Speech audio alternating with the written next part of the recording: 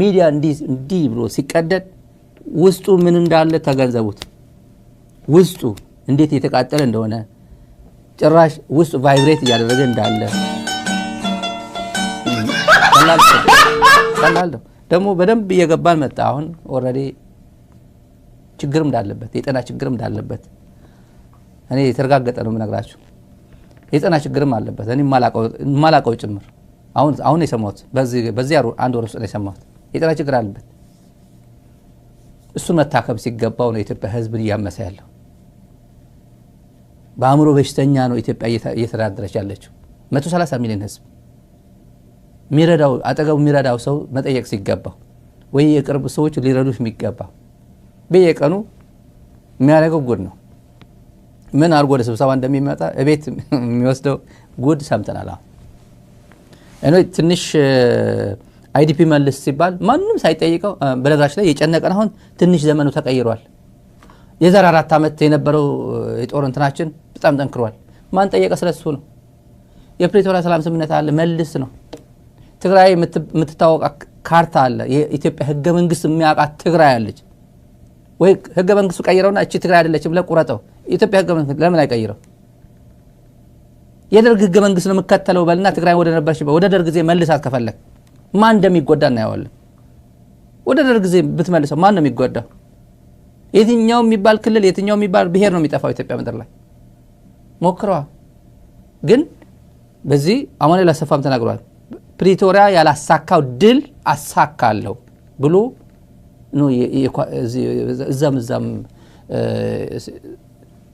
ሲውተረተር የምታዩት ወነቴ ይሄ የተራቦዘኔ ስራ ነው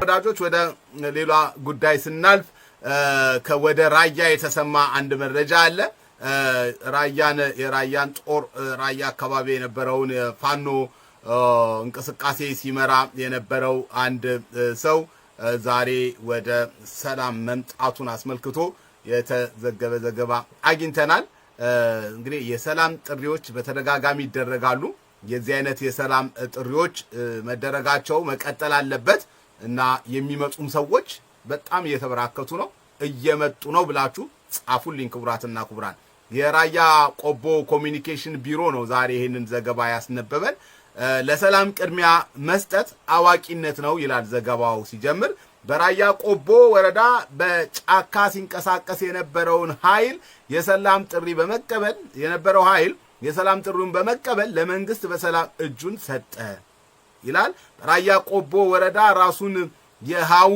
የሃው ጃኖ ክፍለ ጦር ብሎ የሚጠራው አባል የነበረው መንግስቱ ዳርጌ የተባለው ለራያ ቆቦ የጥምር ጦር ኃይል ይቅርታ መንግስት ያቀረበውን የሰላም አማራጭ በመቀበል ወደ ሰላም መጥቷል ማለት ነው እሱና ጓደኞቹን ጨምሮ ወደ ሰላም መጥቷል ይሄ በጣም የሚበረታታ ነው ከሚመራቸው ሰዎች ጋር በመሆን ሰብሰብ ብሎ ነው የመጣው እንኳን ወደ ሰላም መጣ ለማለት እንወዳለን የዚህ አይነት ጥሪዎች አሁንም ተደጋግሞ መቀጠል አለባቸው የሰላም ጥሪ ይቀጥል እንዲሁም ደግሞ ሰላም የምትቀበሉ እና ሰላሙን ተቀብላችሁ ወደ ሰላም የምትመጡ ታጣቂዎችም በእውነት በፍቅር ነው ኢትዮጵያ የምትቀበላችሁ ብዙ ስራ መስራት የምትችሉ ሰዎች ናችሁ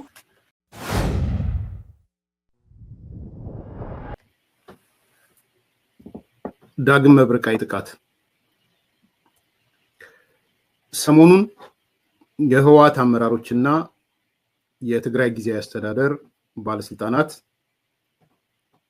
በአደባባይ ከሚያደርጉት የቅስቀሳ ዛቻ የጦርነት ነጋሪት በተጨማሪ በተለያዩ ስብሰባዎች እያደረጉ እንደሆነ እንዲሁም አዳዲስ ውሳኔዎች እና ሹምሽረት ጨምሮ እያደረጉ መሆኑን የደረሱን መረጃዎች ያመለክታሉ ከዚህ አንፃር 178 የደረሱንን መረጃዎች እናቀርባለን ማለት ነው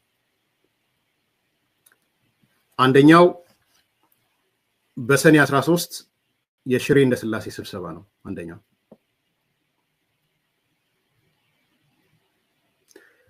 በሰኔ 13 የህወሓት ይሄ የአደመ ቡድን በተለምዶ የሚባለው የደብረጽዮን የመንጀሪኖ እና የዓለም ገብረዋህድ ሙድብ እና የጊዜ አስተዳደሩ ፕሬዝዳንት ጀነራል ታደሰ ወረደ በተገኘበት ሰኔ 13 ስብሰባ አድርገዋል። በዚህ ስብሰባቸው ላይ ከሞላ ጎደል ወደ 10 ነጥቦች አካባቢ ወስነው ያንዳንዳችሁን እናነሳቸዋለን። አንደኛ ምዕራብ ትግራይን የፌዴራል መንግስትም ሆነ ጠቅላይ ሚኒስትሩ ፈቅደው ለኛ እንደማይሰጡን አረጋግጠናል ብለዋል። ከዚህ በኋላ ያለን ብቸኛ አማራጭ እነሱ ምዕራብ ትግራይ የሚሉት ምዕራብ ትግራይን በኃይል አስመልሰን መቆጣጠር ነው። ይሄ የመጀመሪያቸው ውሳኔ ነው። ይሄን ወስነዋል። ሰኔ 13 የሽሬ እንደስላሴ ስብሰባ ነው። ስብሰባ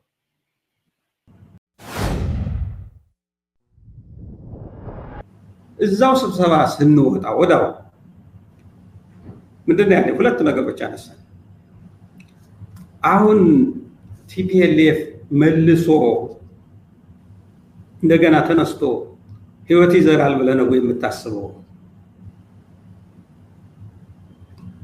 ይሄን ጥያቄ እንትናል በደል እስካለ ድረስ መልሶ በተለይ ህብረተሰቡ ላይ በደል የሚደርስ ከሆነ መልሶ መነሳቱ አይቀርም፣ አትጠራጠር።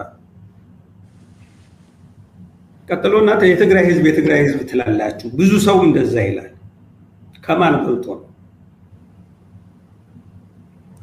ካሁን በኋላ መቼውንም ቢሆን አንገቱን ቀና አድርጎ የሚሄድበት ሁኔታ የለም። ስለዚህ መሸነፍ ከባድ ነው። ቲፒኤልኤፍ ተሸንፏል። አሁን እንደገና መልሶ ተሰባስቦ የሚሆነው ነገር አይሆንም፣ የሚሆነው ነገር የለውም። በሌላ መልኩ ደግሞ በህብረተሰብ ደረጃም ከወሰድከው ዝሮ ዝሮ ካሁን በኋላ የትግራይ ህዝብ ቀና ብሎ ለቲፒኤልኤፍ ኃይልም የሚሆንበት ሌላ ነገር የሚያመጣበት ነገር የለም። መቼውንም ቢሆን አንገቱ ቀና ሊል አይችልም ካሁን በኋላ የሚል እንትና። ስለዚህ ለአንተ በራሱ አንደበት ነው ያለ? ለእኔ ነው ይሄ፣ ለራሴ ያለኝ ነው ነገር። እሺ ሁለት ሶስት ጊዜ ውስጥ ቀጥሎ ስብሰባዎች ነበሩ። እኔ አንድ ሽሬ ተፈናቃዮች ከወርቃይ ከዚህ ከሁመራ አካባቢ ተፈናቃዮች ሄደው እዛ አካባቢ ያለው መከላከያ እንዳናግር ሽሬ አካባቢ ሄድኩኝ። በሄሊኮፕተር ነው የሄድኩት። ሄጄ አናገርኳቸው። እዛ ደግሞ ጊዜያዊ አስተዳደር የሽሬ ዞን አስተዳዳሪዎች፣ ምክትል አስተዳዳሪዎች እነሱን አገኘን። ከመከላከያ አመራሮች ጋር ሆነን ተነጋገርን። በአካባቢ ያሉት የመከላከያ አዛዦች የተፈናቀለውን እንትናሉን እንዴት መመለስ አለበት ምናምን የሚለውን ከዛም ደግሞ አዲስ ተጨማሪ መፈናቀል እንዳይመጣ እንዴት አድርገን እናቆም የሚለውን ተመካከል። ጄኔራሉን ለብቻ አገኘሁት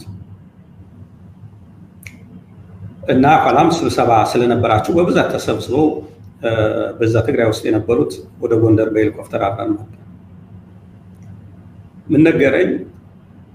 መጀመሪያ የሻዕቢያ ኃይል ገብቶ ብዙ እያጎሳቆለ ነው እየተባለ ነው፣ ውድመትም እያስከተለ ነው እየተባለ ነው። እንዴት ነው ይሄ ሁኔታ አልኩት።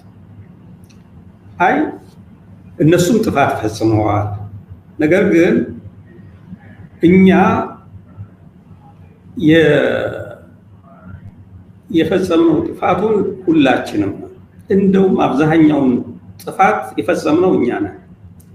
ትምህርት ቤቶች ወድመዋል፣ የጤና ተቋማት ወድመዋል፣ ሌሎች ኢንፍራስትራክቸር የፐብሊክ የሚጠቀምባቸው ኢንፍራስትራክቸሮች ወድመዋል እና ዝም ብለህ ስቃይ ነው እና ሻዕቢያ ሰራዊት ለምን አይወጣም ብዬ ነግሬው ጠይቄውም ስለነበር እነሱ ከወጡ አትጠራጠር፣ ህዝቡ ራሱ ያደረስነው ውድመት ከፍተኛ ስለሆነ ይበላናል መልሶ እና ዳመራር እሱን እንዳታነሳ አለ። ማን ነው ይሄን ያለው? ጄኔራል። እሺ ይሄንን ሰምቼ ሄድኩኝ። ስብሰባዎች ተካሄዱ። ስብሰባዎች ላይ ያለውን ሁኔታ አነሳ። ይሄ ነገር ጥፋቱ እየጨመረ ነው። ያችኑ መጀመሪያ ጊዜ ብያት የነበርኳትን እንትና እኔ ለቲፒኤልኤፍ መሸነፍ ብዙ እንትን ጉዳይ አይደለም። ነገር ግን እየደረሰ ያለው ጥፋት ያሳደረብኝ እንትን አለ፣ ስጋት አለ። እዛ ስብሰባዎችም ላይ አገኘው አነሳውኝ። እንደገና ባህር ዳር ሄድኩኝና አገኘው። ምን አልኩት? ትግራይ ውስጥ እየተፈጸመ ያለው ወደ የካቲት አካባቢ ይመስለኛል እንትኑ ትግራይ ውስጥ እየተፈጸመ ያለው ጥፋት እጅግ እጅግ የከፋ ነው እና መልሰው የሚነሱ መሆናቸው አትጠራጠር ይነሳል።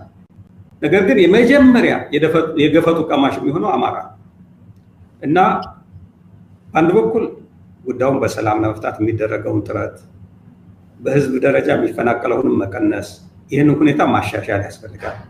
በጠቅላላ ችግሩን በሀገር ደረጃ እንዲፈታ ማለት።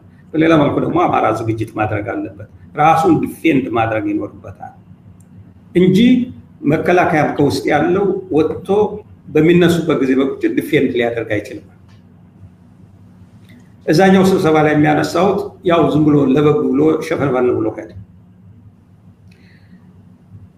የቀጥሎ ሴናተር ኩንስ ሊመጣ የተወሰነ ጊዜ ሲቀረው የጸጥታ ምክር ቤት ተሰበሰበ። ሁለተኛው ዙር ስብሰባ ማለት ነው። የመከላከያ ማነው የብሔራዊ ደህንነት ምክር ቤት የተሰበሰበው መጋቢት አካባቢ ይመስለኛል። እዛ ጄኔራሉ የነገረኝንም የራሴንም ኦብዘርቬሽን ይዤ አነሳው። እዛ ምክር ቤት በአንድ በኩል ሰራዊቱ እየተንከራተተ ከምስራቅ እስከ ምዕራብ ድረስ ነው የሚጓዘው።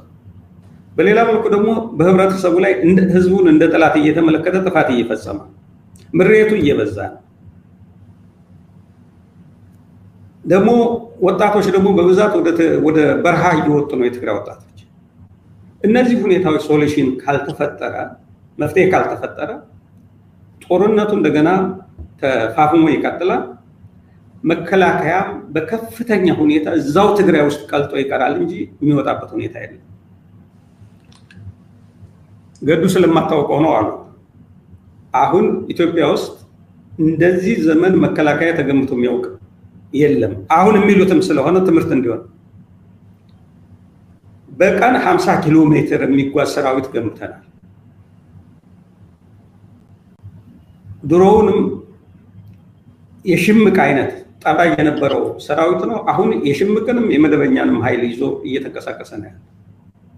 ስለዚህ ሰራዊቱ እየተጠናከረ ነው እንጂ እየተዳከመ አይደለም ያለው። ህዝቡ የምትለው አሁን የትግራይ ጊዜያዊ አስተዳደር ሪፖርት የሚያመለክተው የትግራይ ህዝብ በቲፒኤልኤፍ እንደተማረረ አስጠቁን የሚል ነው እንጂ በመንግስት ላይ የሚነሳ አይደለም። አሁን ይሄ ሁኔታ ቀጠለ ማለት ነው። ይሄ እንግዲህ ስብሰባው ላይ ነው። አብይ የኢትዮጵያ ሰራዊት እኮ ድሮውንም ሽምቅ የሰለጠነው መደበኛ አይደለም፣ ሽምቅ ተዋጊ እኮ ነው። ድሮውንም ቢሆን መደበኛ ሰራዊት መቻለና ቀጠለና አዋው ብርሃኑ በተከታታይ የሰራዊታቸውን ጥንካሬ ገለጹልኝ። እኔም ያው ተውኩት እንትኔን ሐሳቤን ማለት ነው። ምንም ፋይዳ አልነበረም። ቀጥሎ አራተኛ ሊሆን ነው ሌላ ስብሰባ ሰኔ ላይ ተካሄደ። ግንቦት መጨረሻና ሰኔ መጀመሪያ ሳምንት ይመስለኛል ትግራዮች ውጊያ የጀመሩበት ጊዜ ነበር። አሁን ትግራይ ውስጥ ያለው ሁኔታ እየተባባሰ ነው፣ ጥቃት እየፈጸሙ ነው። አሁንም ያኔ ምን ጥያቄ አነሳ? ይህን ጊዜ ተኩስ አቁም ይደረግና ሰራዊቱም ከትግራይ ይውጣ፣ እንደገና ደግሞ በድርድር ለመፍታት ይጀመራል። አይ ቀደም ብሎ ቢሆን ነው እንጂ አሁንማ ለመጡት የአሜሪካ መንግስት ተወካዮች ሁለተኛው ዙር መጥተው የተመለሱበት ጊዜ ነበር። ሌላ የሚያስከድ መንገድ የለውም። ልብ ነው የሚሰማቸው። አሁን ባለን ኃይል ተረባርበን እዛው እንደገና እነሱን ማዳከም ነው የሚሻለው የሚል ውሳኔ ተወሰነ። ያው ጦርነቱ ቀጠለ፣ እስከ አማራ ክልል መጣ ማለት ነው። ስለዚህ ምንድን ናቸው እነዚህ የሚያመለክቱት? ጦርነቱ ለአሁኑም የሚበጀው ያንን ጦርነት አብይ አህመድ እንዳይካድ ቢፈልግ ኑሮ ማስቀረት የሚቻልባቸው ብዙ እድሎች ነበሩ። ብዙ እድሎች። ዋናው ጦርነቱን ቅድም እንዳልኩት በሁለቱም ሳይድ የግጭት ፕሮፓጋንዳ ነበር። በሁለቱም ትግራዮቹ ሰላም ወዳድ ሆነው በፌደራል መንግስት ብቻ ጦርነት ይፈልጋል ማለት አይደለም። ትግራዮቹም ቢሆን ጦርነት ቆስቋሽ የሆነና ጦርነትን ፕሮቮክ የሚያደርግ የፕሮፓጋንዳ ስራ ነበር ሲሰሩ የነበሩት። ነገር ግን ይሄንን ሰተት ብለው የገቡት አብይ በሚፈልገው የጦርነት ስትራቴጂ ውስጥ ነው የገቡት ማለት ይቻላል።